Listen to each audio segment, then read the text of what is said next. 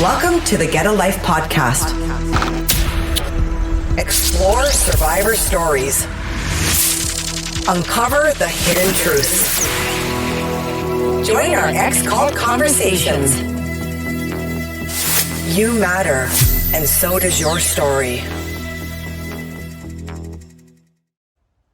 Yes, this. Thank you.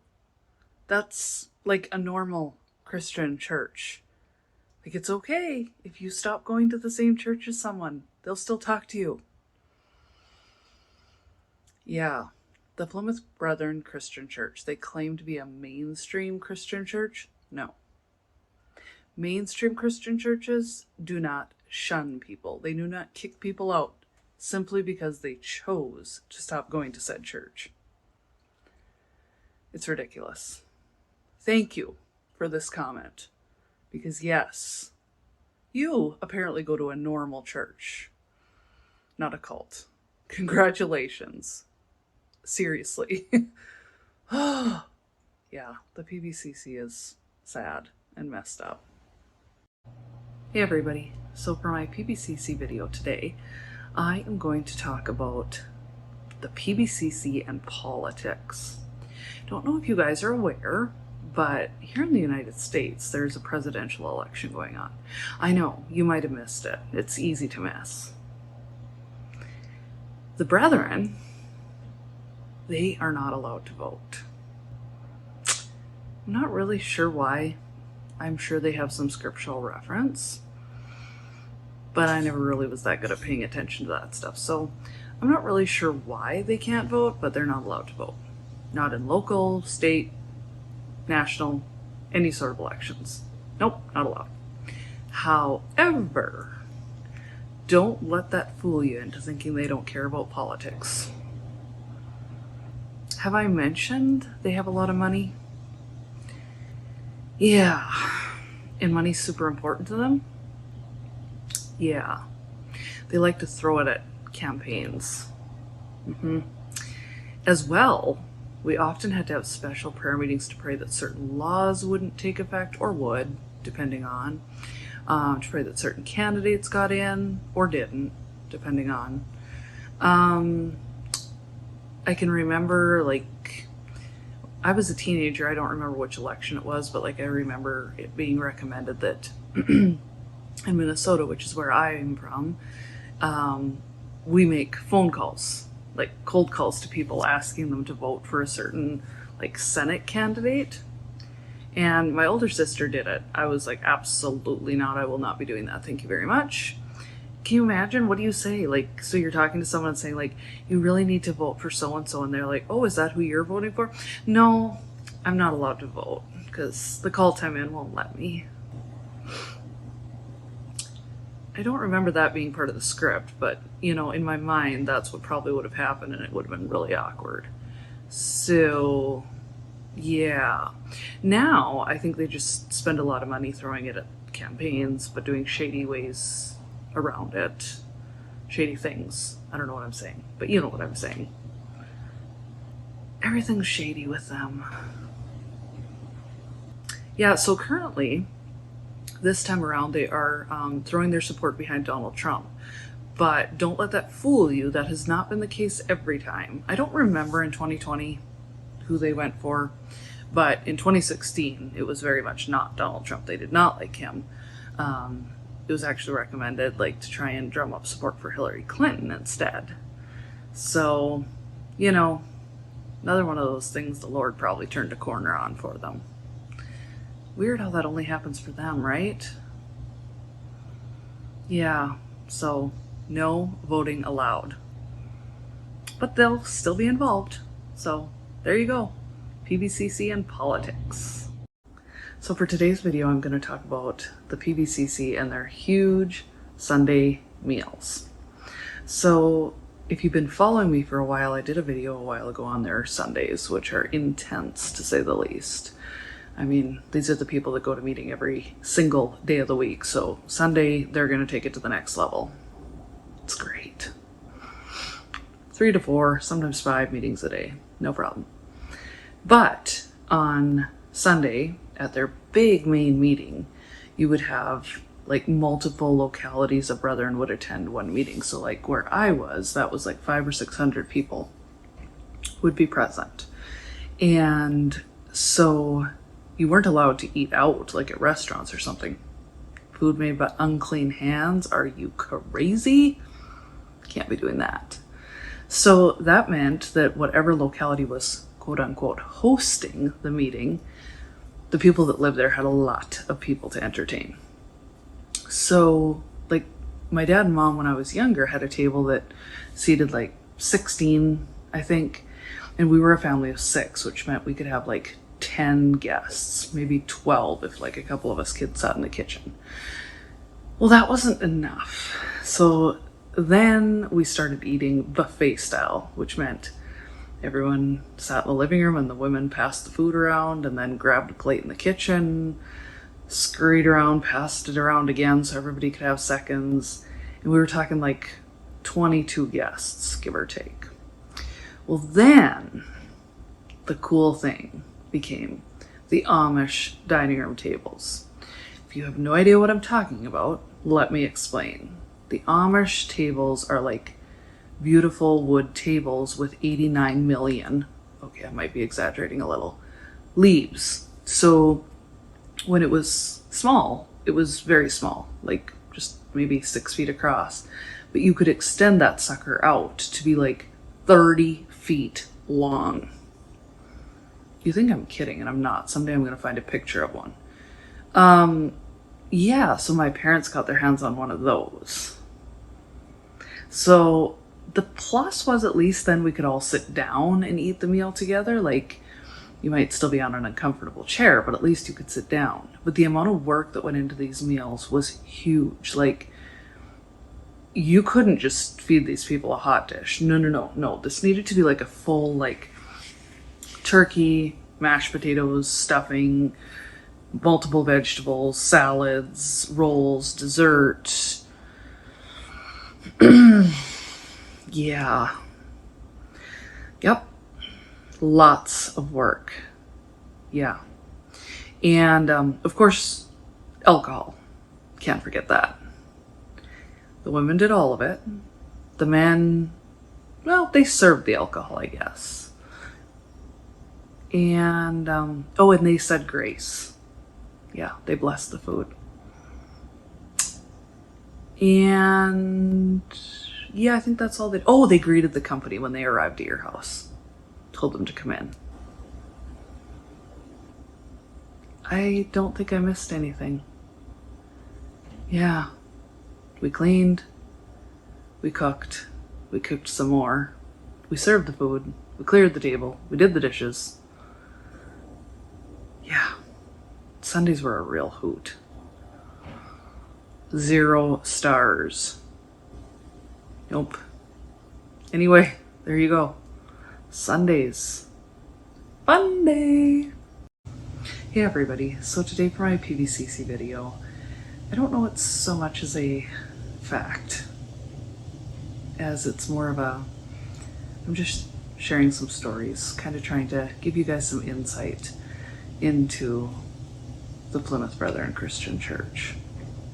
So I've talked a little bit about from the time I was 8 until I was almost 12, my parents were in trouble with the cult, and so they were kicked out, and me and my siblings were sent to live with other Brethren members because, quote, the only right place for us is with the Brethren. Not so much. That's another story. But I was recently reminded of something that happened. It was towards the end of this time period, actually. So it was the spring of 1998, and it sticks very strongly in my head.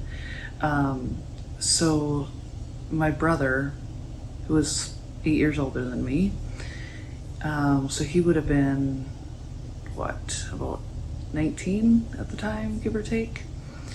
And another Brethren guy about the same age as him did something extremely wicked. They decided to attend a graduation party for a couple worldly girls. I know. Can you imagine? Ugh. Terrible. But to the brother, it was.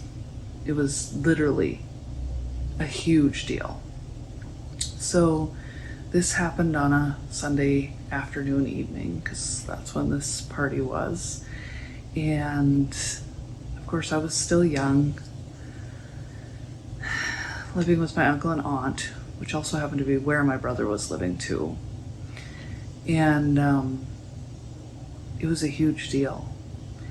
And I remember all day that Monday, there was like priestly visits with my brother. Like the local priests came over and talked to him, and like, it was this huge deal.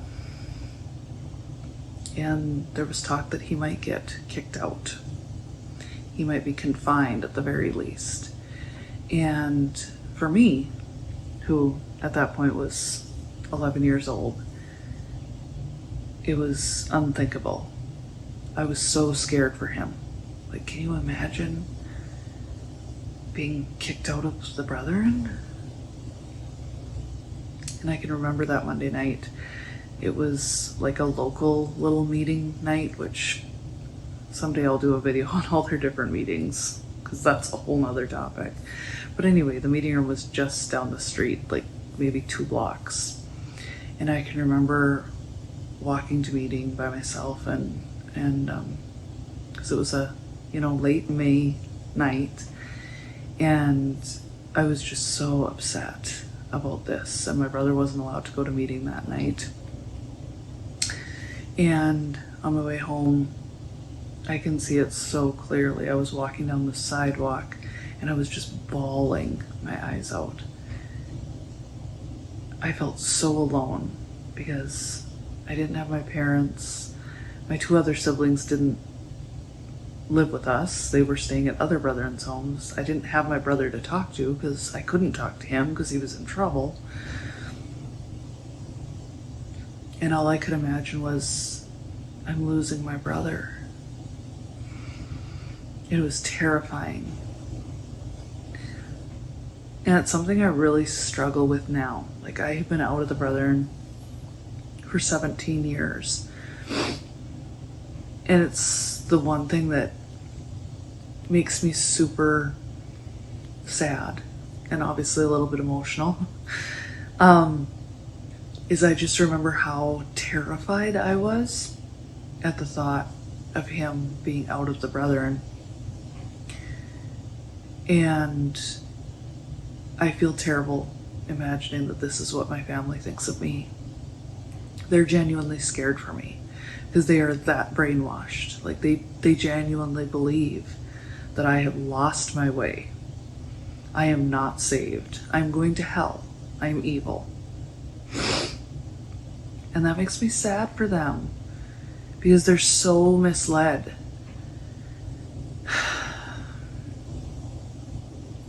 I have to remind myself that I'm doing what I know is right for me. But I also hate knowing how much pain it causes my family. And it's, if I'm being honest, one of the reasons why I kind of took a break from doing these videos for a while is because I know that the more I do these videos and word gets back to my family, I'm hurting them. Because to them, I'm doing the most wicked thing of all, and that is talking against the Brethren. But I have to hope that sometime, some way, something I say is going to sink in.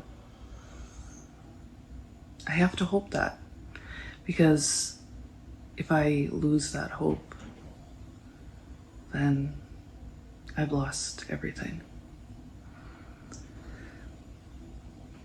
I worry a lot about my parents. I know especially my mom, her health isn't 100%, and I'm scared that I'm contributing to some of this. It's hard. And I miss them so much. Anyway, that's what I got for today. Okay. So, you're thinking you should maybe leave. You're in this religious cult and you're thinking, I don't know. I think I want to leave. What do you need to know? Where do I start? And honestly, this is a really hard question to answer because I think it's really different for everyone. So I will just say a couple little things and then I'll say, please send me a message. Comment on one of my posts. Something. I'm more than happy to talk more.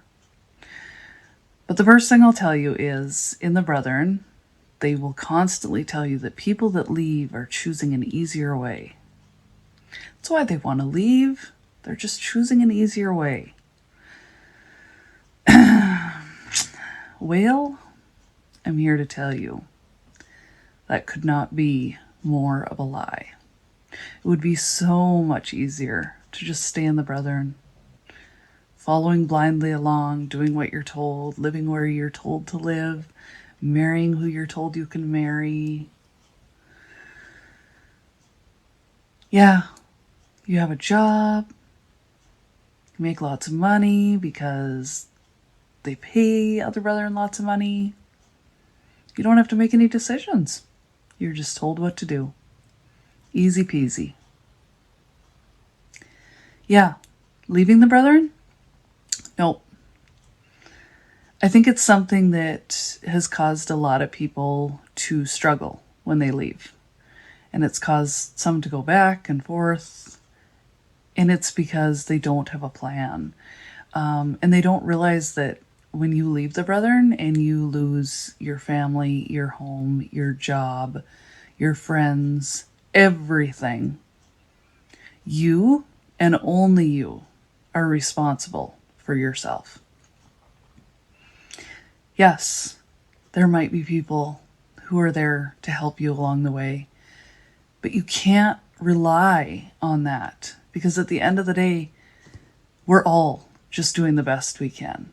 And when you leave the Brethren, you're in charge of figuring out your livelihood, your home, all of these things. No one's going to tell you what to do. You have to have a plan and figure it out.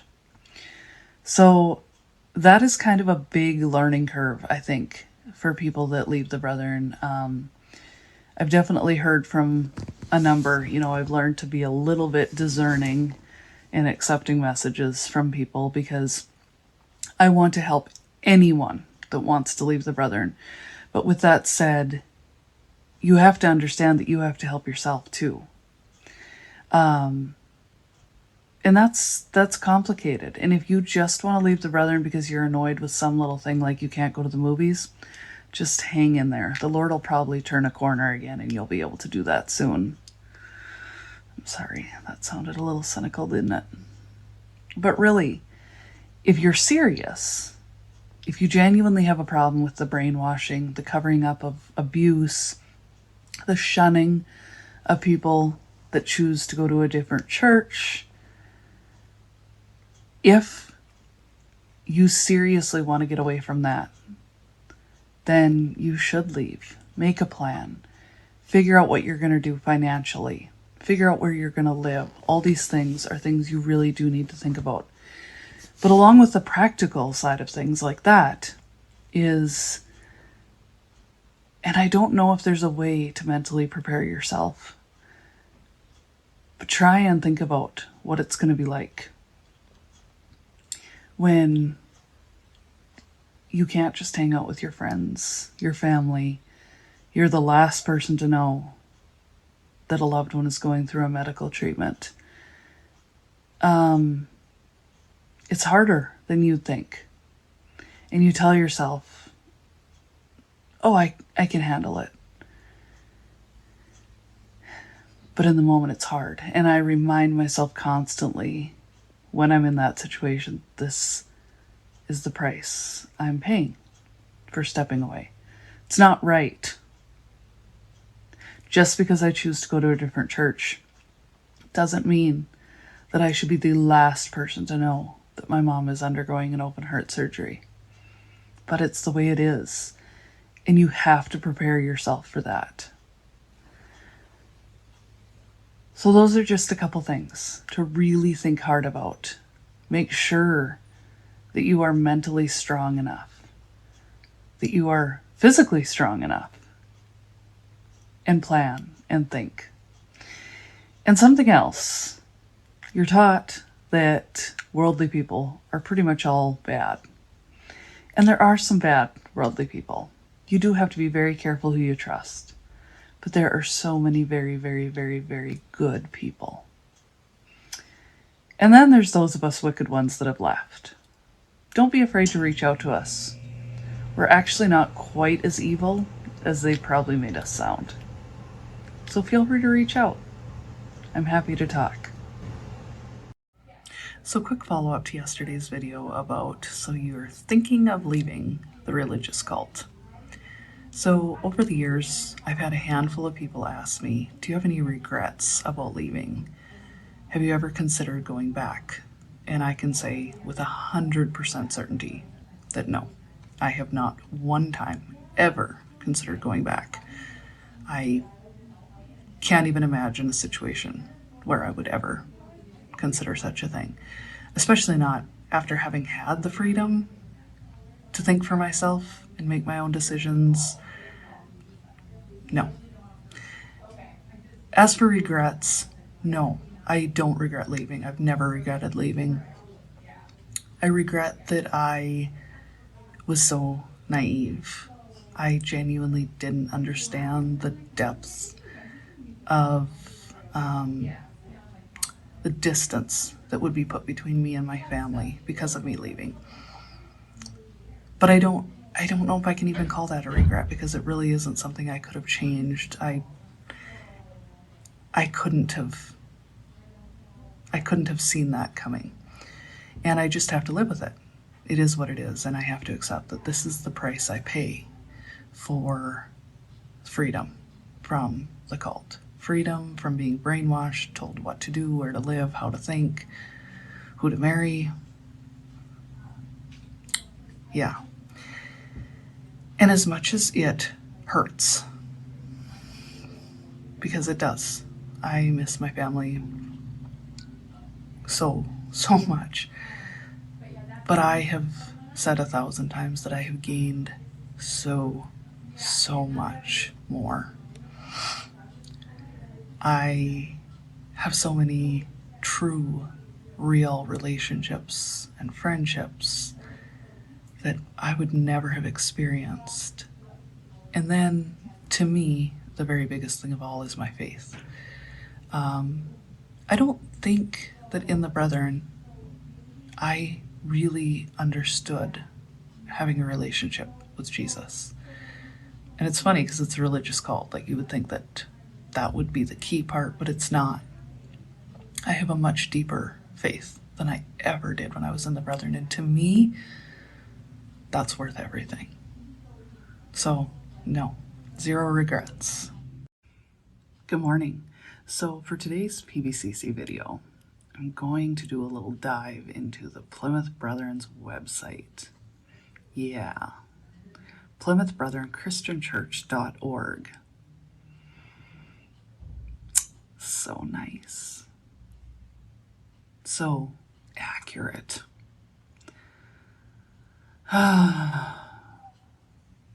Every time I look at it, it kind of makes me want to throw up in my mouth a little bit, but just for you guys, I'm delving into it again. Now, for those of you that have been around a while and are familiar with the Brethren, you're probably saying, I remember when computers were evil, technology was terrible, they couldn't have radios, TVs, computers, cell phones, you name it. Technology was just generally bad. Well, you must have missed it. The Lord turned a corner. You know, the way he does.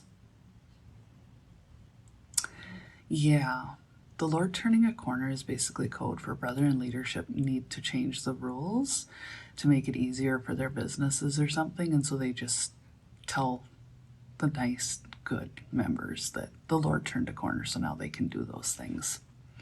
So convenient the way that works. Anyway, under their frequently asked questions, they have a few gems. My favorite is, are the Plymouth Brethren a cult? Now, in my personal opinion, if you have to list that as one of your frequently asked questions, you're probably a cult. Just saying. But for today, I'm going to focus on another one. Do the Plymouth Brethren break up families? No.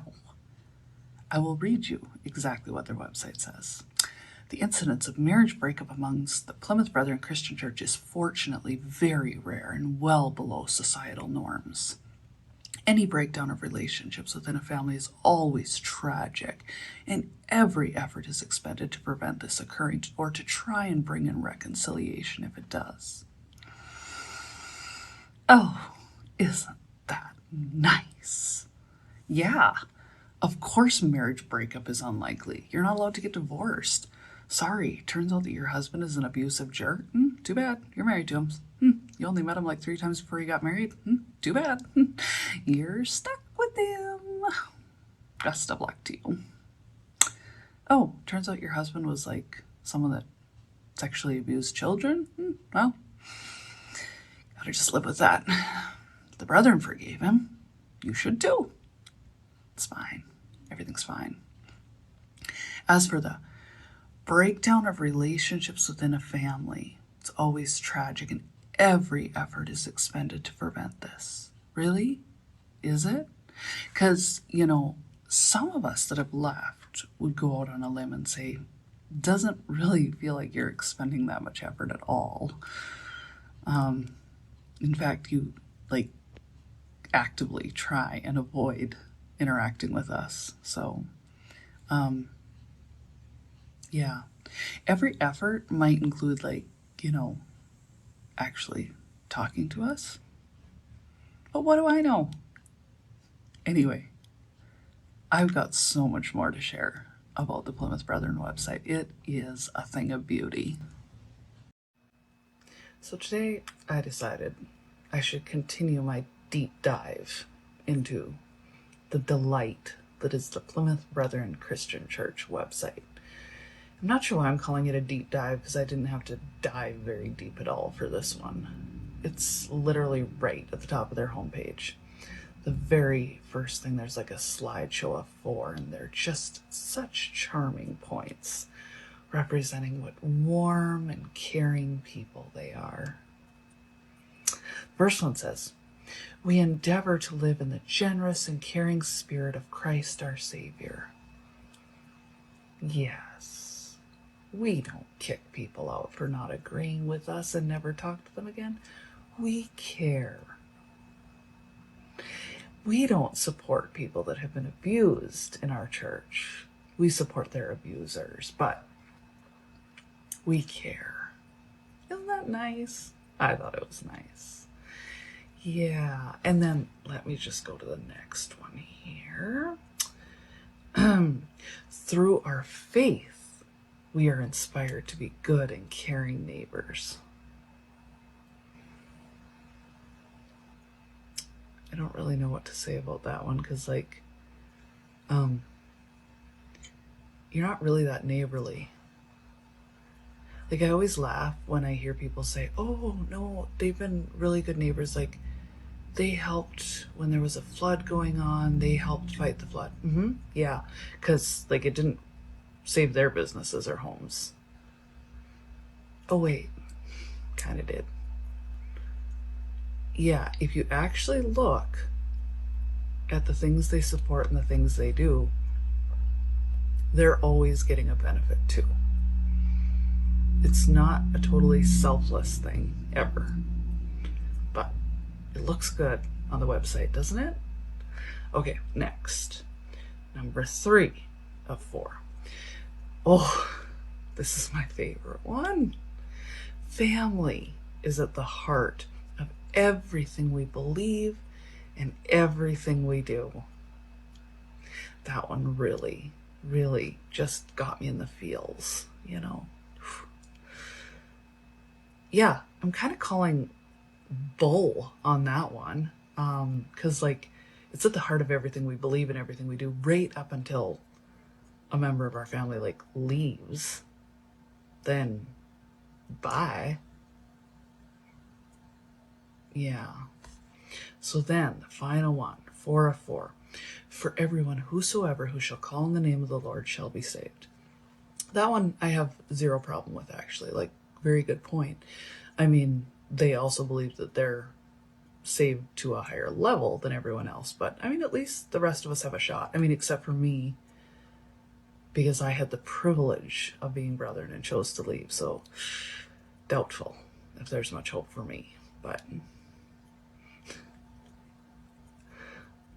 their hypocrisy knows no bounds. I'm sure I'll find more to discuss about their website tomorrow. Can't wait. Hey everybody. So today for my PBCC video, I decided I'd dive back into my favorite website, PlymouthBrethrenChristianChurch.org. By the way, I did double check because I had mentioned that they have another website called Together We Are Brethren. That one doesn't seem to have as much information, but I did chuckle a little bit because it references that the reason they created this website was, although they're believers in the Holy Bible, unlike other believers, they're very misunderstood. Aww. Did someone's feelers get a little hurt? I'm sorry. Sorry. I'll stop now and pretend to be mature for 1 second. Anyway, in my favorite section, the frequently asked questions, that area that starts with, are the PBCC a cult?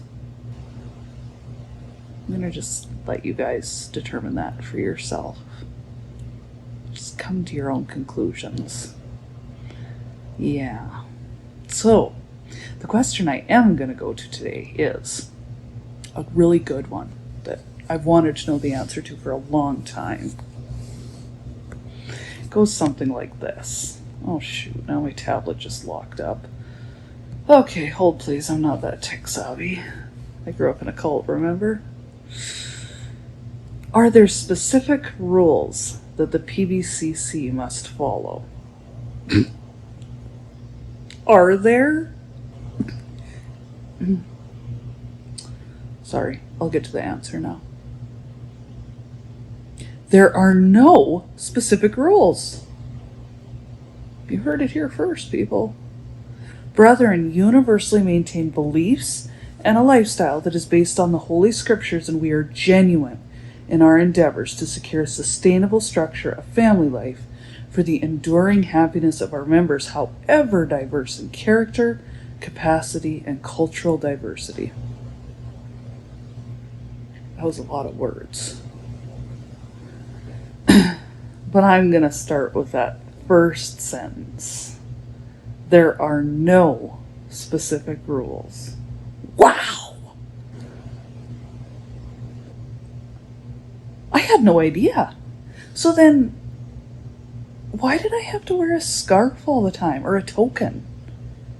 And I couldn't cut my hair, or color it, or wear makeup, or jewelry?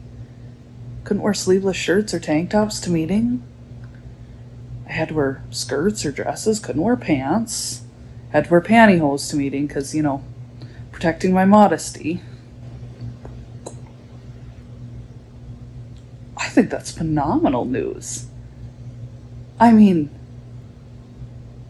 I guess now they can just live where they want to live, work for who they want to work for, marry who they want to marry. If they want to go to college and become doctors, lawyers, no problem. They can vote. There are no specific rules. For any of you PBCC members that are watching this, it's right on your website. I mean, just send me a message if you want a link to it, but it shouldn't be hard to find because it's right on your website. There are no specific rules. So you do you, okay?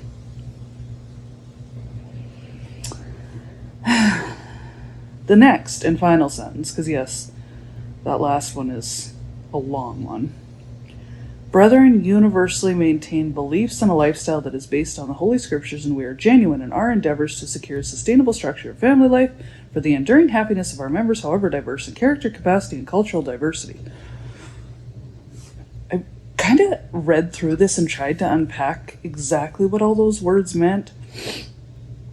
And I finally decided that we are genuine in our endeavors to secure a sustainable structure of family life for the enduring happiness of our members. That must be where they, cover up like abuse of children and spouses and things, and you just shut your mouth and deal with it. That must contribute to the enduring happiness, right? Asking for a friend.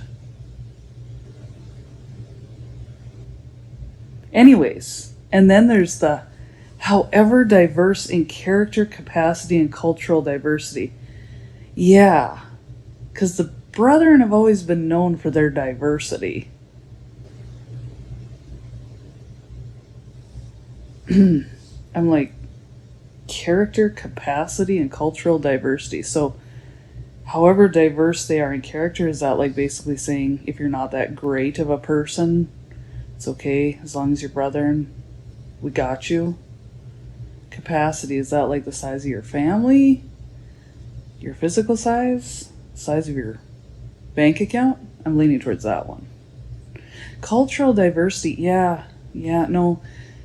no, that's not really ever been their thing. So, as near as I can tell, this paragraph was kind of an amazing mishmash of words by some seriously talented publicist. And what I'm thinking probably happened is the question was, are there specific rules that the PBCC must follow? And the answer was probably, there are all the rules, all of them. And the publicist was like, no, we can't put that out there. Are you kidding? And so they came up with there are no specific rules. It looks good on the website, I think. But anyway, now you guys know. And me too. No rules. So, you guys, they could be talking to me. There's no rule against it. So maybe it's just that they don't like me. Oh, what a shame. Okay, see you tomorrow. Hey everybody. So for today's PBCC video, I thought I might as well continue on this wild ride, checking out the PBCC website. I mean, it's been a hoot so far. I've got my tablet ready to go. It's unlocked today and everything. It's a big day. Okay, so today's frequently asked question. What is the PBCC lifestyle actually like? Wow. I mean, I don't know why they didn't ask my input. I could totally have nailed this one, but let me share. Brethren, universally maintain beliefs and a lifestyle that is based on the Holy Scriptures, and we are genuine in our endeavors to secure a sustainable structure of family life for the end. Wait a minute. This sounds a lot like the last one I did. You don't think they copied and pasted? I'll keep reading. To secure a sustainable structure of family life for the enduring happiness of our members, however diverse in character, capacity, and cultural diversity.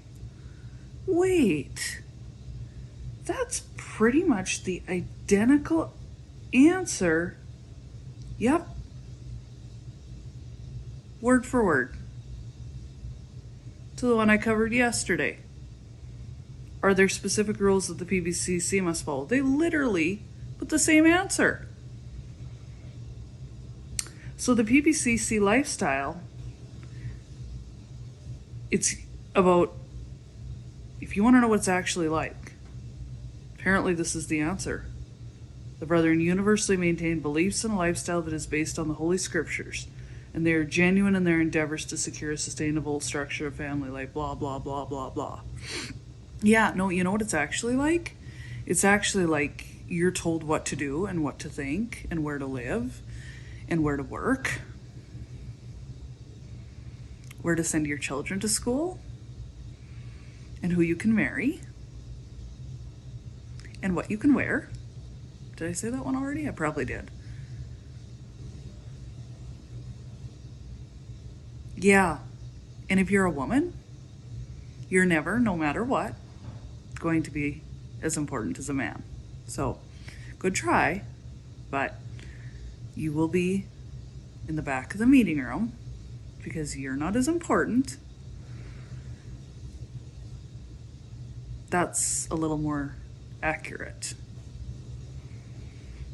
This little blurb, I wonder how many other places they used it. Huh.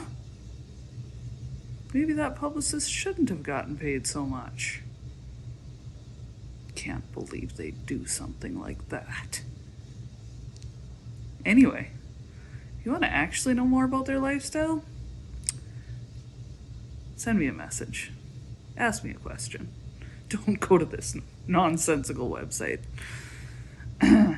Because you'll read about the happiness of their members, however diverse they are in character, capacity, and cultural diversity.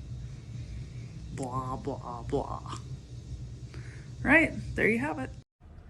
Hey everybody, so today's video on the PBCC, I am going to talk about their housing rules.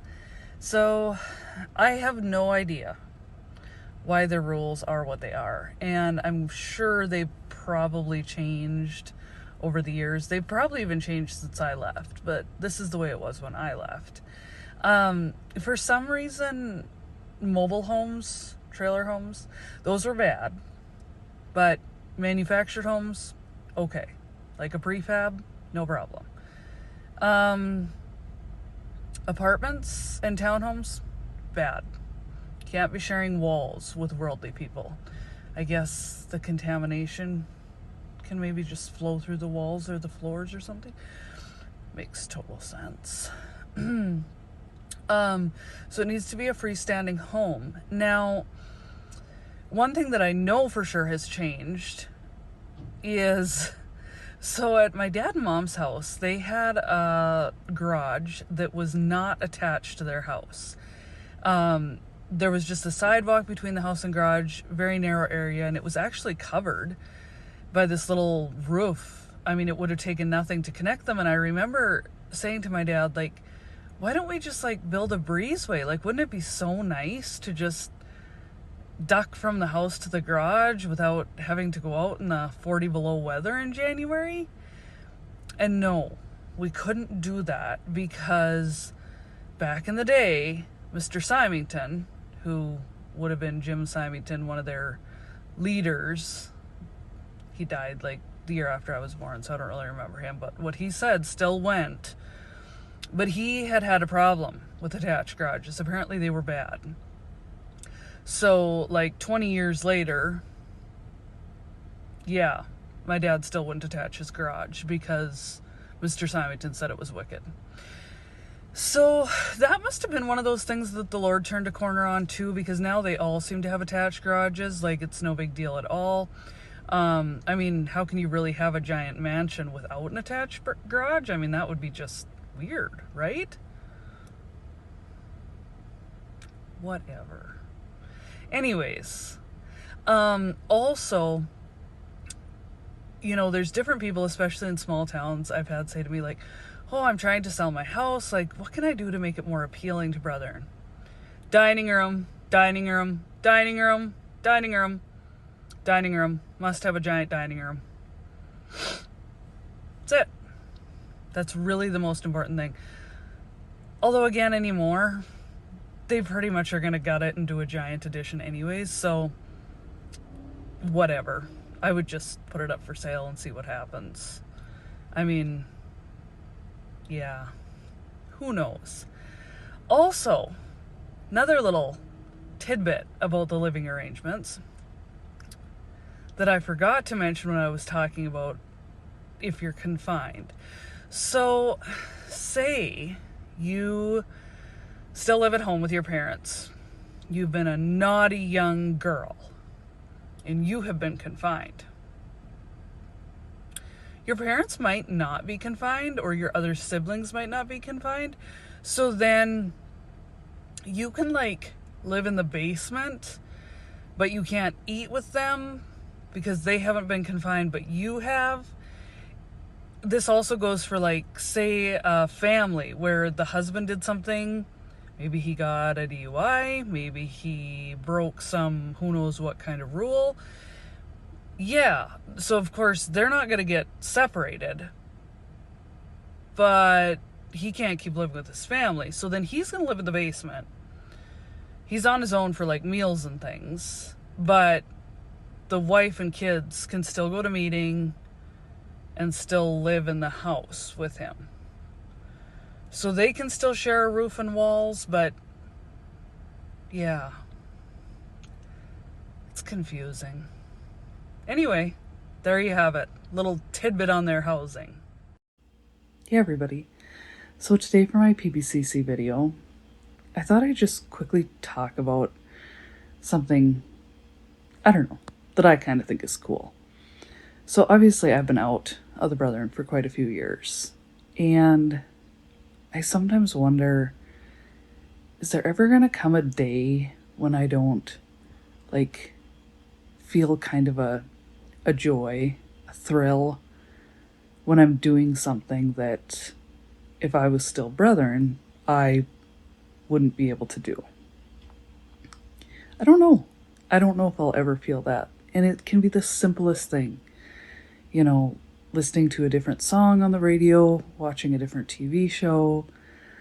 This weekend it was going to a farmer's market out of town that it occurs during their meeting time. So they would never be able to make it to this particular farmer's market.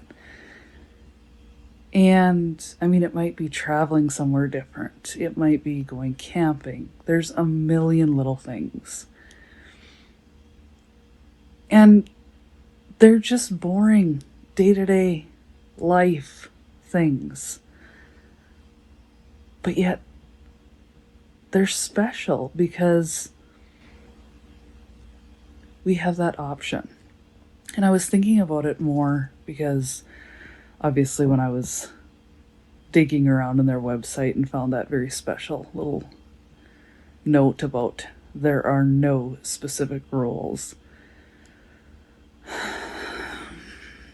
I would say I have no words, but by now you guys know me, I always have words. It's such a bunch of nonsense. There are so many little rules for so many things. Everything has a rule. And so I am sure I am not the only ex-Brethren that feels this way. That, like, right now, for example, I'm at a work conference. I'm staying overnight in a place where there are no Brethren, thankfully. And it's so cool. It's like, this is wild. Not a big deal, but yet it's the biggest deal. Yeah. Anyway, just a simple little thought. We do appreciate the life we get to live now, I think. And this is why I could never in a million years go back to it. Because you're giving up the freedom to just enjoy living. Just enjoy life. Anyway, that's all I got for you tonight. Good morning, friends. Thought I would quickly do my PBCC video. I am at conference this week, and like, I could live with this view in the background. I mean, but then would I enjoy it this much when I got to come and visit? Probably. Anyway, so today for my PBCC video, I thought I'd talk a little bit about women in the Brethren. So I think I've touched on it before. There's no question women are not as important as men. There's just it's just the simple facts. Right on my favorite website, the PlymouthBrethren-Christian-Church.org, under their frequently asked questions where it says, what is the role of women in the church? They try and say something along the lines of like, women play an important role, they provide influence, and they choose the songs, the hymns at every gathering. That's it. There's no mention of the fact that they also run the campus and coast stores, that they are the, pseudo school bus drivers running kids back and forth to school all the time, that they are entertaining 20 to 30 people in their homes on a regular basis, that they might have overnight guests for long periods of time, sometimes only 3 or 4 days, but sometimes longer. They're basically running hotels, restaurants, stores, school bus drivers, and they get to sit in the back rows of the meeting. Yeah, women do not sit with the men. They're relegated to the back. They subscribe very strongly to the scripture that talks about a wife submitting to her husband, and that seems to be their general doctrine. And there's no question in my mind that it's where a lot of the abuse comes from in the Brethren, is from a young age. Boys are definitely taught that women are not as valuable. And it's sad. It's sad. I remember my mom saying that, Eleanor Roosevelt was just not a good person because she was a major women's libber. And it's like, well, would you think that if you weren't trapped in the Brethren? I don't know. Everybody has their own viewpoints. I feel like there's a bug on my glasses. Sorry, people. Nature. It's not always my friend. Anyway, sorry, lost my train of thought there. But yeah, women, I think they do a lot. I think behind the scenes, the women are an integral part of things, but they're not treated as such at all. Their opinions are definitely not valued. And it's just kind of sad. So, anyway, here's my little thought for the day on the Plymouth Brethren Christian Church. Hi everybody. So for my PBCC video today, I was recently asked in a comment on another one of my posts, like, what goes on at these meetings? Like, is it a sermon by the priest, or how does that work? And I was like, yes, I've been meaning to do like specific videos on each meeting, and I keep forgetting that I want to do that. So this was a great reminder, and I'm going to kick that off now. But I have to introduce it with every week at the Lord's Supper, or their communion, the announcements for the week were made by a specific brother. In my case, at my little meeting room I attended, it was my Uncle John. And it was, I guess, so you knew what meetings were when, even though they really generally didn't change. But it would be like, I feel like it usually happened pretty early on in the Lord's Supper. It would be like time for the announcements, and he'd pick up the mic and be like, we'll have a reading this morning at 10 a.m. followed by preaching of the gospel. Then this afternoon we'll have another preaching of the gospel at 2:30, followed by an additional preaching of the gospel at 5 p.m. in Nitchie. We'll have prayer meeting Monday night, ministry meeting Tuesday night, reading Wednesday night, reading Thursday night in Nitchie, meeting Friday night, Saturday morning meeting at 10 a.m. Or if it was care meeting, which was, when they give away their money, then it would be care meeting 6 a.m. Weeknight meetings to be held at 7:45 or something like that. I mean, kind of unsettled by how clearly I remember that, I guess. Hearing it every week for the first 21 years of your life will do that to you? I don't know. Anyways, so, as far as, is it a sermon by a priest? No. Brethren meetings are kind of hard to explain, but so how a Sunday would work is, so in each brethren locality you'd have like a couple priests, and one would be like a more important priest and one would be a slightly less important priest. But as I've said before, the brethren meeting rooms were very much set up with a hierarchy, and the closer to the center of the room you were, the more important you were. So if you were on the front row, very important. Second row, a little less important, and back from there. With women, of course, at the back. Of course. So, on a Sunday, you'd have like the main leader of the locality. Say you were where I grew up. Brethren meeting rooms have all these small handheld microphones along with one big one.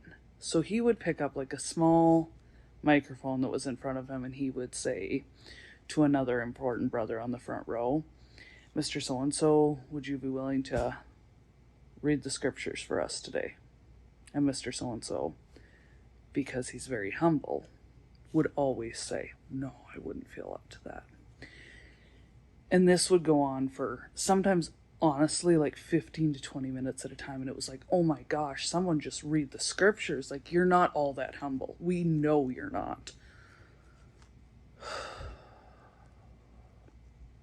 The only time it happened faster is if someone had recently been in contact with Mr. Hales or the great man, whatever, because then they would have wisdom to impart to the rest of us. Because, I mean, they'd all but been in touch with God at that point. So then it was a sure thing. It was pretty much guaranteed. I mean, if you'd been in touch with him in the last week or two, you're set. You're taking the meeting. So then the big mic gets put in front of Mr. So-and-so. He's seated, by the way. They remain seated for the reading. And he reads a few scriptures that he just happened to come up with on the fly because, of course, he wasn't prepared to do this. You're sitting on the front row, dude. The front row dudes, always prepared. Yeah. I mean, all very humble and not ready to do this, but always prepared. Anyway, he'd read his scriptures. He'd kind of do a dialogue. I should say monologue, I guess. Got to work on my English here. For about 10 minutes, and then he would say, would you have something to add, Mr. So-and-so? And he'd quite often go back to like the original leader guy that had asked him to take the meeting. And then it was kind of like a back and forth between like a bunch of front row dudes. Sometimes second row guys contributed, maybe even some third row, but unlikely. Once you got past about the second row, you were probably not contributing. You weren't that important at that point. So then, after that was done, that would usually last like half hour, 45 minutes, depending on if they were long-winded or not. Then it would be time for a preaching of the gospel. And that, on Sunday, was predetermined. So like 3 guys were asked to preach. Totally random. You would usually get a call on like Saturday night. I remember thinking like, thank goodness I'm a girl and this will never happen to me, because like, cool. Could I please stand up in front of like 500 people? Oh, you know, me being so shy and stuff. How would I ever do that?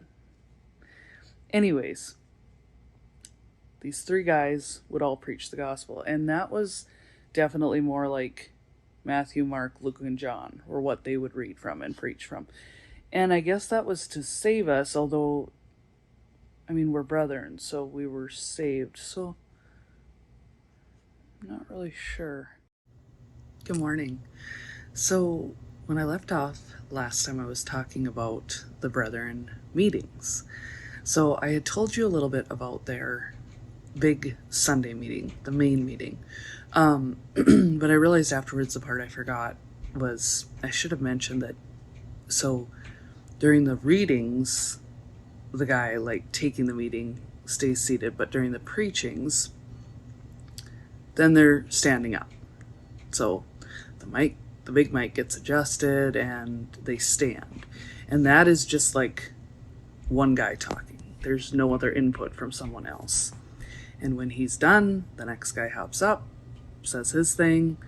When he's done, the last guy gets up, says his thing. And then a hymn is given out, by the women, because they're very important. And then it's very specific at the end of the meeting. So there's always a hymn and a prayer at the end of the meeting. And the prayer has to be by the last guy that preached. I don't have any idea what the significance of that was, but it had to be. Nobody else could pray at the end of the meeting. Just that guy. So then you'd go have your huge Sunday meals, and when you're all full of food and alcohol and feeling fully peppy and ready to go for the day, time for another meeting. And I remember it being just like on a hot summer day, you're dressed up, of course, as I've said before. Women had to wear pantyhose, protect their modesty. And it was like, it's hot. I just want to be in like comfy clothes. No. Brethren, especially the women's clothes, don't exactly scream comfort. So back you'd go to meeting, and it would be another preaching. Again, pre-selected guys. And I don't know, it was kind of weird. Usually there was someone like selected in the locality, not necessarily one of the priests, that would like choose who was preaching. Again, you'd call up the guy the night before, usually Saturday night, and be like, hey, we'd like you to preach at this meeting. And when I was younger, they were like broken up into, again, the small local meeting rooms within a locality. But then that kind of changed and went back to like everyone got back together as a locality. So like Pembina as a whole was at theirs at 2:30. Nitchie would go back to theirs at 2:30, etc., etc. And then at 5 o'clock, that's when they sometimes switched up. And like, so if meeting had been in Pembina for the big meeting, then it was in Nitchie for the last gospel of the day, or vice versa. It was actually sometimes really hard to keep track of like, where are we supposed to be? So I guess that's why they did the announcements at, the Lord's Supper. So you knew where you were supposed to be and you were not supposed to miss it. So then at about 5:45 Sunday night, you were finally done with meetings. So then the next meeting you attended would be Monday night. And Monday night was again broken into the small little meeting rooms within a locality. So if you live in one of these small brethren towns, like you've probably seen these other little meeting rooms. They're like usually small windowless buildings. It seems like in the last few years they put up signs that say Plymouth Brethren Christian Church on them, so and that's where like a small group of brethren within that locality will go to that meeting room for like the Lord's Supper and prayer meeting. And prayer meeting is exactly what it sounds like. That's all that happens there. And so you get there, and again, the men are in the front, women are in the back. But the difference is because it's such a small group, there was just like one circle of men and one circle of women. So the men were in the front row, women were in the second row. And of course, it would start out with a woman in all her importance choosing the hymn we were going to sing. We'd sing the hymn, and then all of the men and boys took a turn praying. Stand up, holding a mic, and say a prayer. And like, the older you were, the longer the prayer, it seemed like, everybody, without question, prayed for Mr. Hales, the leader. That was usually the first thing. You'd start off the prayer, and it was always pray for Mr. Hales and his family. And then you'd pray for usually a lot of other, like, great men in the brethren, other current leaders, which you had to kind of keep track, because sometimes they would suddenly lose their seat of power, and oopsie, somebody just awkwardly prayed for a guy that got kicked out last night in Australia. That's embarrassing. Aren't supposed to be praying for him anymore. And there might be things like, they're praying for other great men. They might be praying for or against a current law that's being looked at, elections. Like, there was a lot of things they would pray for. So there was no set order. It was just everyone, male, took a turn, right down to like as young as they could. Usually like young boys, like 3 years old, were taught how to do this. So all boys and men did this. It was finished up by one more song by a very important woman. And then that was it. You were done. And Monday nights were pretty quick. Like, it was usually maybe 20 minutes tops, and you were out of there. So I always quite enjoyed it. So then Tuesday nights were the next one, and I will tell you more about them tomorrow. Hey everybody. So to continue my discussion about the PBCC meetings, I thought, hey, I should probably show you guys what the inside of a Brethren meeting room looks like. So this is what a Brethren meeting room looks like inside. So it's kind of hard to tell in this picture. I don't know, the angle's just a little different, but you can see it's kind of that dish shape. And yes, they pretty much all have that disturbing green carpet. Some of the newer rooms have a little darker shade at least. And yep, those 3 doors open into like a big open foyer, and that's where people like stand before and after meeting. The fluorescent lights made me laugh because in pretty much every meeting I ever attended, I spent plenty of time counting the fluorescent lights. That occupied my time. It's just a nonstop thrill ride. Anyway, you can kind of see down there in the center the little freestanding mics that I'm talking about, and then off to the left side there's like that taller one standing there. And that was kind of what I was talking about when I said they'd use the small mics versus the big mic. And yes, men in the front, women in the back. I can almost picture those button-down shirts and big scarves and yeah. Anyway, so when I left off, I had told you about Monday nights, the prayer meetings. So Tuesday night, which was called their ministry meeting, I don't know why.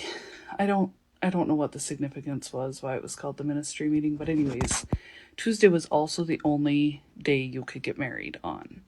So how the ministry meeting worked is, as usual, once everyone was there and the door was locked. I might have forgotten to mention that the door always had to be locked once all the saints were in. You wouldn't want someone accidentally coming in.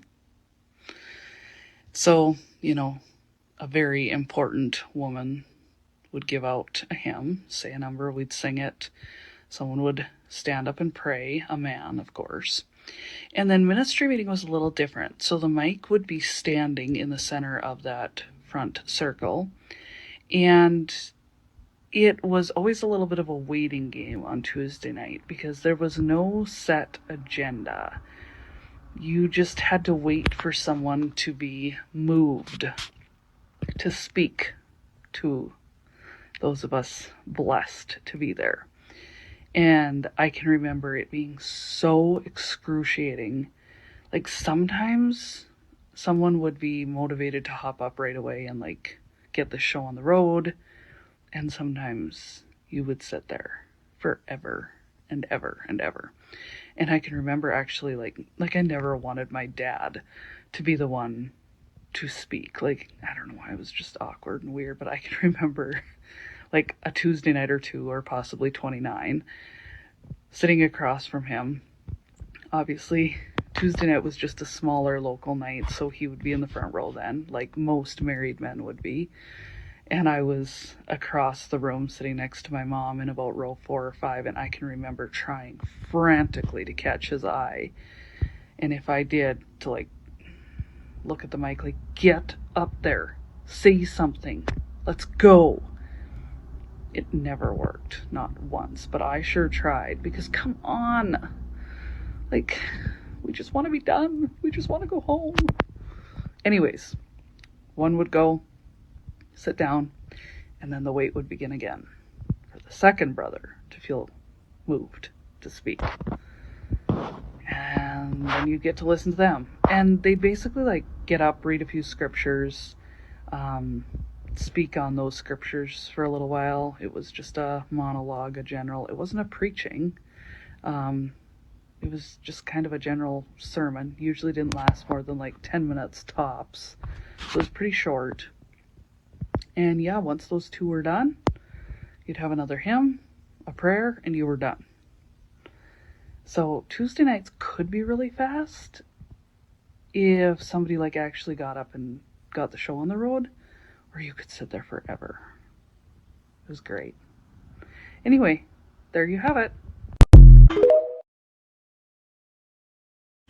Hey everybody, sorry I've been a little MIA, but I'm getting back on track here. So when I left off, I was telling you about their specific meetings. So I'd finished up with Tuesday meeting, which I told you was the ministry meeting, and I had forgotten. Some of my other ex-PB friends reminded me it was where they talk a lot about the current ministry from their leader. And I had forgotten that. Yes, that was why it was a ministry meeting. So then Wednesday and Thursday night were actually very similar. They were both just called a reading of the scriptures.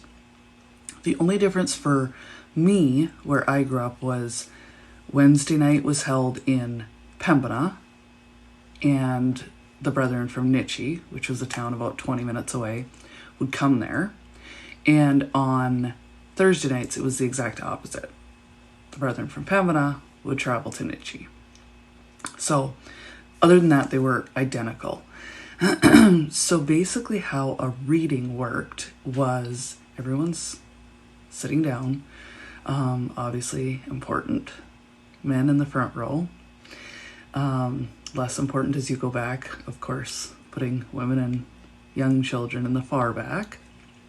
So the leader of the brethren in that specific locality, so like the leader in Pembina, on Wednesday night would pick up one of the little mics, and he would basically ask another brother or two or three, would you be willing to read the scriptures for us tonight? Would you read the scriptures for us tonight, Mr. So-and-so? And it was super, awkward looking back on it now. I mean, it was awkward at the time, but when I look at it now, I just laugh, because it was like, oh, once again, a show of how humble we all are. And no, I wouldn't feel up to it tonight. No, I wouldn't feel up to it tonight either. And back and forth they would go. And it was like, oh, come on, you're all just dying to do this, and we know it, but whatever. So eventually, some very humble man would decide that he could step up and do this. So he would read a few scriptures that, he just thought of on the fly, because he certainly wasn't planning to do this. And again, it was kind of he would do a little monologue about it for 5-10 minutes, and then turn to someone else and say, what are your thoughts on this, Mr. So-and-so? And then it would kind of turn into a bit more of a dialogue the guy that was kind of leading the show would ask others to contribute, or others would just contribute. And usually it was just front row men. Once in a great while, someone in the second row would contribute, but that was about as far back as you went. And those lasted usually about 45 minutes, sometimes pushed an hour. Yeah, and that got really long. Didn't like that at all. Again, a reading started with a hymn, the very important action by the women. And then a prayer by whoever male felt like they wanted to, and ended the same way.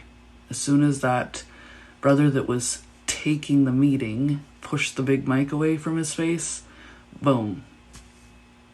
Someone would give out a hymn, we'd sing, someone would pray, and then we were done. And like I say, Wednesday and Thursday nights were exactly the same. So there you have it. More meetings. Hey everyone.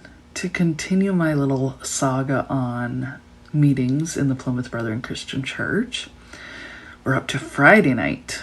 So Friday nights were one of my favorite nights. If I was going to have a favorite, it would be Friday. And I think it was because if there was going to be a short meeting, it would be Friday. And it's the end of the week and it's Friday. It's Friday. Everyone loves Friday. But so Friday meetings were kind of a wild card. You never really knew what you'd get. So they always started off the same way, hymn, prayer, and then the leader would pick up the mic and start asking different people, to take the reading. And so you might have a reading Friday night, which was always a real letdown for me because readings tended to be a little bit longer, more similar to like a Wednesday night or Thursday night. Just kind of a drag. But you might, and me and my sisters always pushed my dad hard to suggest this, you might have some guy suggest we could have addresses if no one is willing to take the meeting. And you're saying, addresses? Where did she pull this term from? No, it wasn't where we started discussing where people lived. This would be where, so say my dad was the one that said, since it doesn't seem like anyone, wants to take the reading, maybe we should have addresses tonight.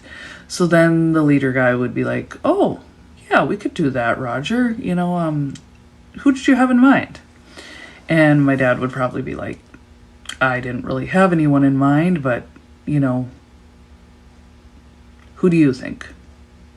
So then randomly, 3 guys with no warning at all would get picked to address the group. So it would be a standing thing again, kind of like Tuesday night. The big mic would be standing in the middle of the circle, and these 3 guys, you, and you, are picked to give an address. And so you could decline, but you weren't going to get out of it. Odds were. I mean, you just weren't. It's too bad, so sad. And so they might say the first one, the guy that was supposed to give the first one, he might say just bear with me, I need a few minutes, because you have to quickly come up with something you're going to say on the fly. So then he would stand up, he'd read a few scriptures, and he would say some words about these scriptures. And this is why they tended to be so short, is nobody had time to prepare. So it's not like you really had a plan of what you were going to talk about. So a lot of times, unless it was some older guy that spent all his time reading ministry and wanted to share with us the latest things he had read that Bruce Hale said, odds were the addresses were going to be short. And once those 3 were done, another hymn, prayer, boom, done. And Friday nights could be over in 20 minutes. And it was fantastic. So that was always my goal on Friday nights, was to strongly suggest addresses would be the way to go. And the general celebration among young unmarried people, You could just see the joy when addresses were suggested, because we all felt the same way, like, just get us out of here. We're ready to be done. So anyway, Friday nights in the cult. Good morning, friends. So sorry I've been MIA lately. Life is kind of busy and busy. Anyway, when I left off, I was talking about the meetings, and the only day of the week I had left was Saturday, I think. So Saturdays were kind of a weird day. You could either have the early morning meeting, which was, white envelope day, 6 a.m. meeting, and it was always so annoying to me because my mom always made me and my sisters attend that one, and hardly any women and children did. Like, there would usually be like 20 of us there. And I was always like, really, Mom? It's not like we contribute. Like, we're not allowed to have an opinion. So we're just sitting here at the crack of dawn or before dawn when we could be at home sleeping. Anyway, there we were. So the rest of the time, if it wasn't that one, like the care meeting Saturday, then it was just like a regular reading, and you'd have like sometimes another locality would attend. In fact, I feel like usually there was a couple localities, and so it was kind of very much along the lines of like a Wednesday night, and that would be held a little later in the day, 9, 10 o'clock. So that was kind of how Saturdays went. So you never got a free day. Actually, that was the only good thing about care meeting Saturday, was you sort of had a free day because you were out of meeting by 7 a.m. and then you had the rest of the day to actually like have a life for a second. So anyway, there's the last little bit on meetings.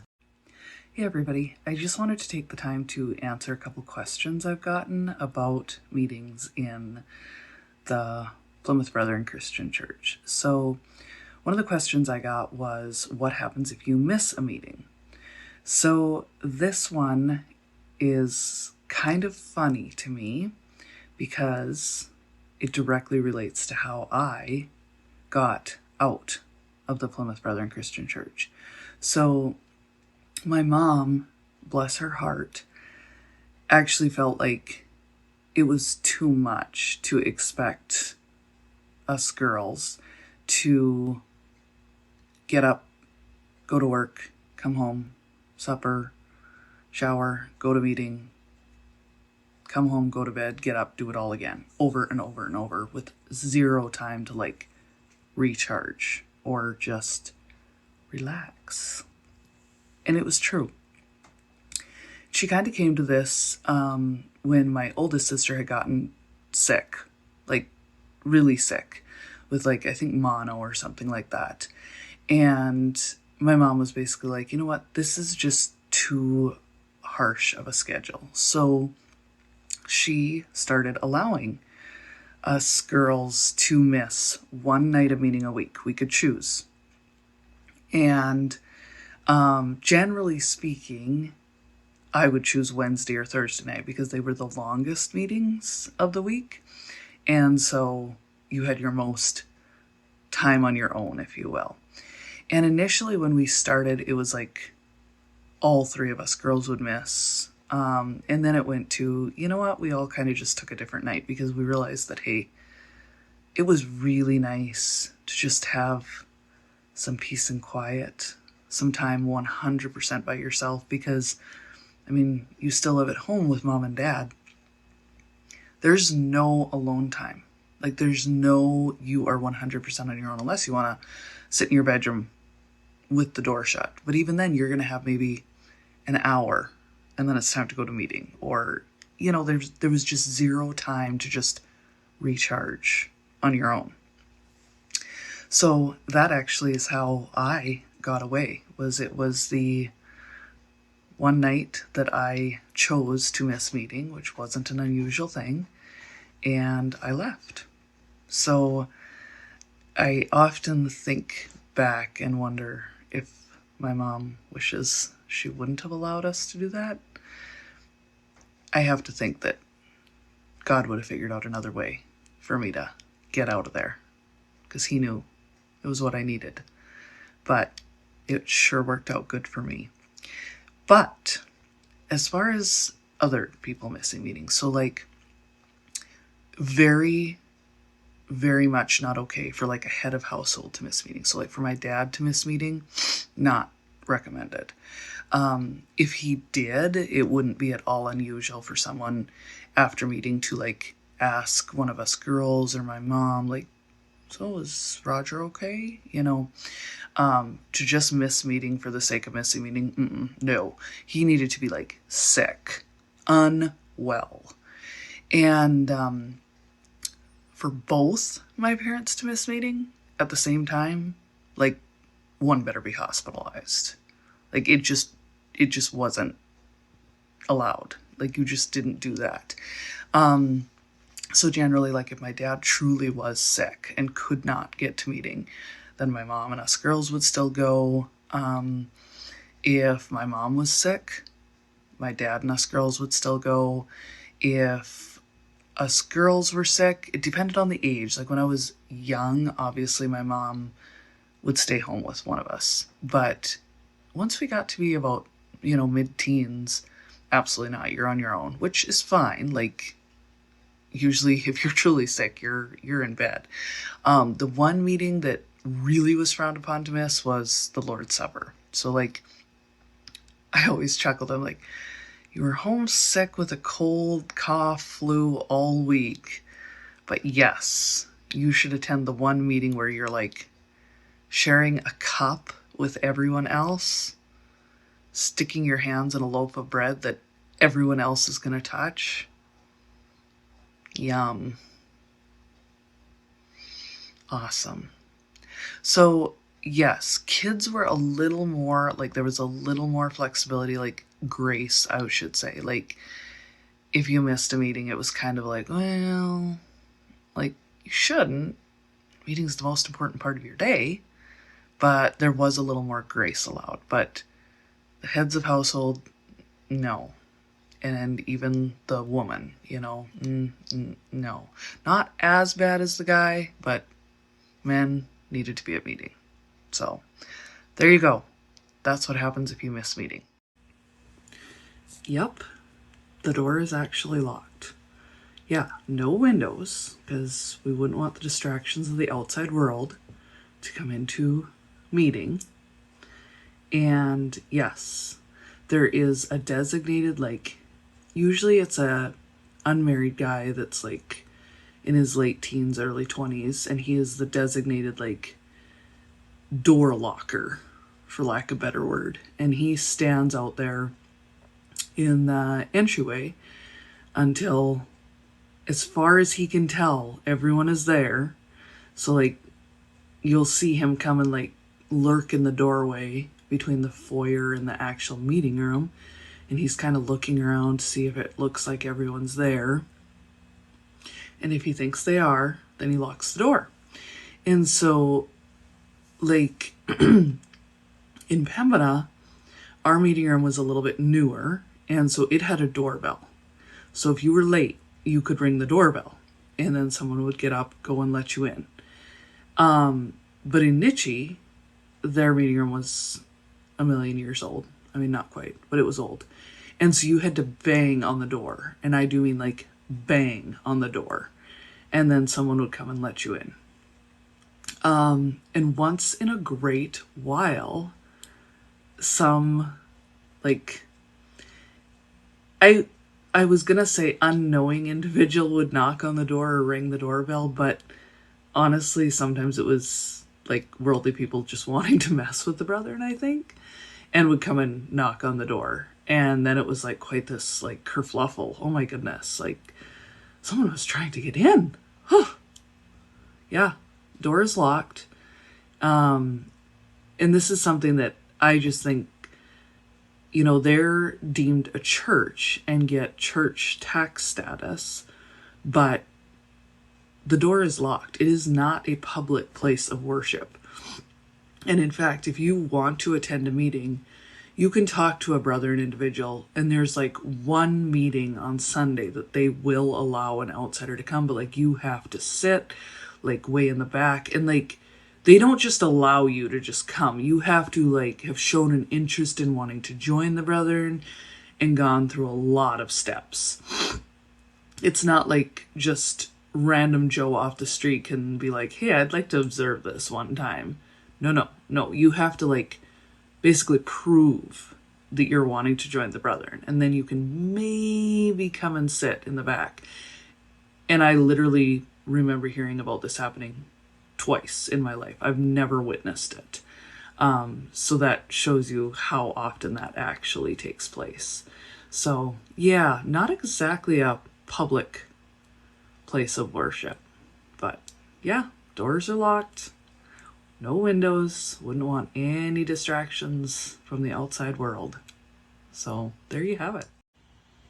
So another question that I got about meetings in the Plymouth Brethren Christian Church was, at what age does a young boy move from sitting in the back with the women and children to sitting in the front with the men? And so just to kind of give you a visual, I thought I'd show you this picture. So all those white shirts are men. Now this one is a little deceiving, this picture, because it is clearly of like special meetings. So that's why there's even more men than usual. Usually it's not quite that extreme, although there is usually more men than women. But yep, you can clearly see men in the white shirts in the center, and the women are on the outside.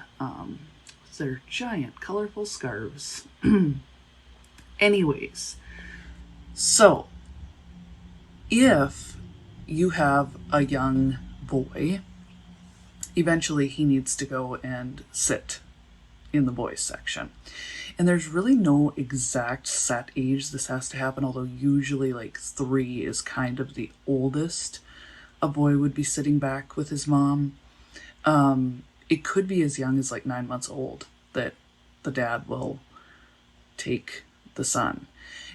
Kind of the biggest factor is how important is dad? Is dad a front row guy? Because if dad's a front row guy, yeah, that kid needs to be somewhat well behaved, because we wouldn't want him to be a distraction, because some people might be more interested in watching the antics of a young kid than listening to the meeting. And by some people, I mean me.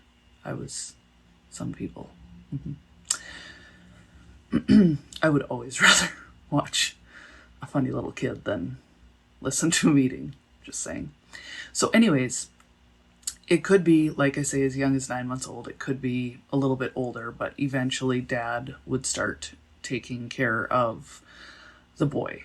And boys would sit with their dads until usually 11 or 12 years old, and then they could go and sit in other rows, like with other young men.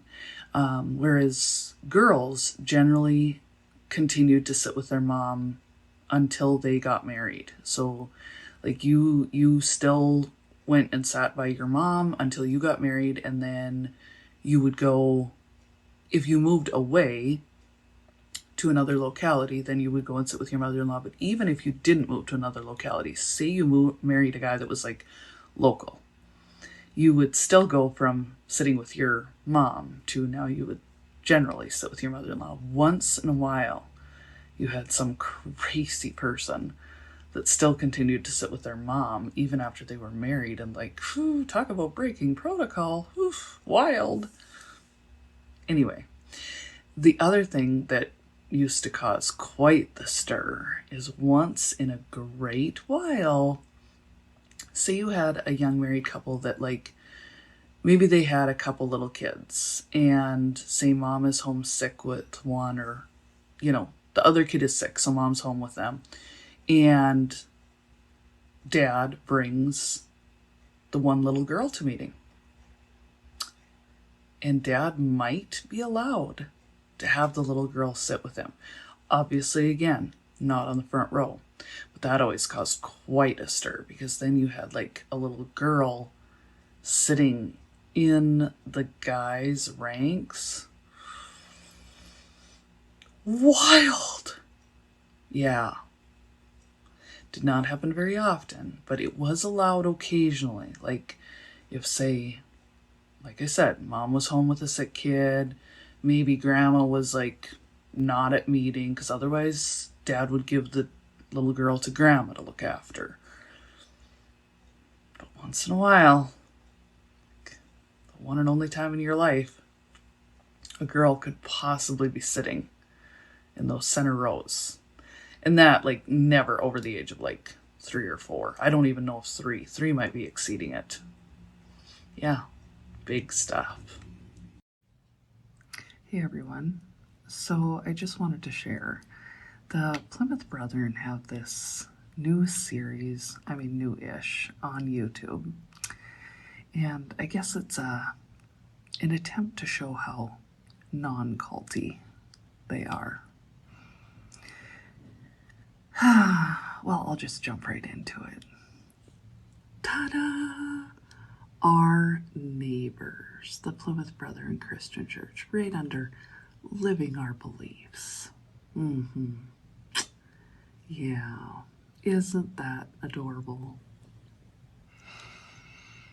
So, yeah, I guess to just read, the caption under most of them is very similar, just slight variations, but the main gist is some people incorrectly call us the exclusive brethren.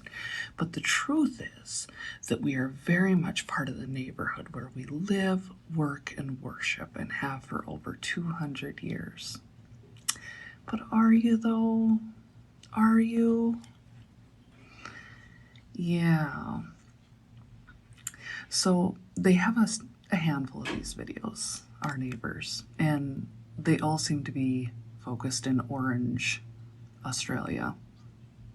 And I really wish they had put out a general call, because I think there's a lot of neighbors that might not have been quite as, pleasant in their videos. But yeah, my next question is, so asking for a friend here. If you're in a church, like part of a congregation, has your church ever come to you and said, hey, can you have your neighbors who aren't part of this church do a video saying what good people you are because you're part of this church? I'm just curious. Because I feel like that's not like a normal thing to do, but what do I know? I was raised in a cult. I don't always know what normal is. I mean, these people will not sit down and have a meal with you. They aren't going to come and sit around a fire pit in the backyard and have a drink. They aren't going to come over and have coffee on the deck some nice summer morning. Their kids are not going to come into your house and play, and your kids are not going to be invited into their house to play. Most people often complain they actually aren't good neighbors. They drive too fast. They have little regard for people's properties. And it's actually funny because I was showing one of my friends one of these videos and I was just like, oh, like, look at this. It's so embarrassing. Like, it's just trying too hard. And she was immediately like, whoa, wait a minute. She's like, why wasn't I asked? Silly me, I kind of forgot she's literally like surrounded by brethren properties. Like, she has brethren that live in the property behind her. Next to her, like a mega mansion is going up. And she's like, my video would probably say something like, they're literally doing construction until midnight, 1 a.m. There's no regard for their neighbors whatsoever as far as like crank up the music and, air nailers, air compressors, you name it, going until whatever time of day. She's like, they happily walk all over my property without asking if it's okay, or they park on my property. Yeah. Great neighbors. I don't know. This whole thing just kind of reeks of desperation, but they sure are trying to show us what good people they are, aren't they? Wonder who they're trying to convince, us or themselves? Just curious. Good morning, everyone. So for today's PBCC video, I thought I would talk a little bit about one of the joys, if we want to call it that comes with talking publicly about the Plymouth Brethren Christian Church. And it's one of the things that kind of slows me down sometimes and pushes me off track. I, like a lot of other humans, have my mental health struggles, and sometimes messages and comments can suck the life right out of you. And I remember learning once, it's years ago now, that your brain is literally trained to remember the bad and forget the good. And I've never heard anything so accurate in my life, because for every bad message or comment I get, I probably get 50 good. But boy, those bad ones, they tend to hit a little harder. And 90% of the time, they are what I consider to be bought accounts, I'm sure, by the Plymouth Brethren Christian Church. A lot of them have similar names, biblical, and a lot of the time it's private messages. Occasionally, it will be direct comments. Usually that's on my Instagram posts.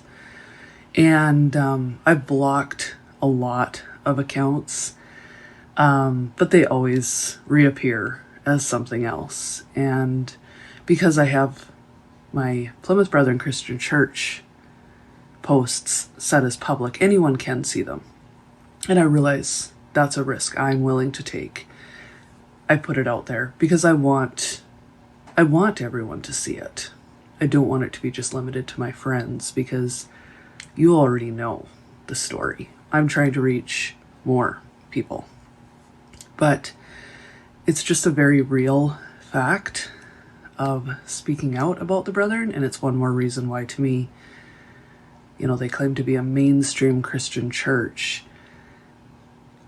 I don't know about you, but I am familiar with a lot of mainstream Christian churches, and I don't know any that the members of a church actively attack and say ugly, horrible things about someone just because they're choosing to not go to said church anymore. That just doesn't happen, generally speaking. But it is a reality with the Brethren. So I just thought I would put it out there. When I go MIA for a while, sometimes I just kind of need to reset from some of those. And I'm sorry, because I should be stronger. I should be used to this by now. And I should not take it so seriously, but boy, it seems like sometimes they really know exactly what button to push with me. So, yeah, it's a fun struggle that I think any and all of us that have spoken out against the Brethren deal with. I know personally of a lot of others that deal with it as well. So, anyway, just thought I'd share another fun side effect. How can you support Get a Life podcast?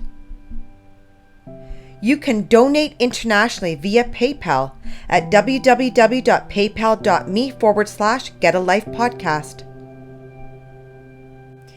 PayPal also has a QR code that can be scanned. Or donate to our Get a Life podcast GoFundMe.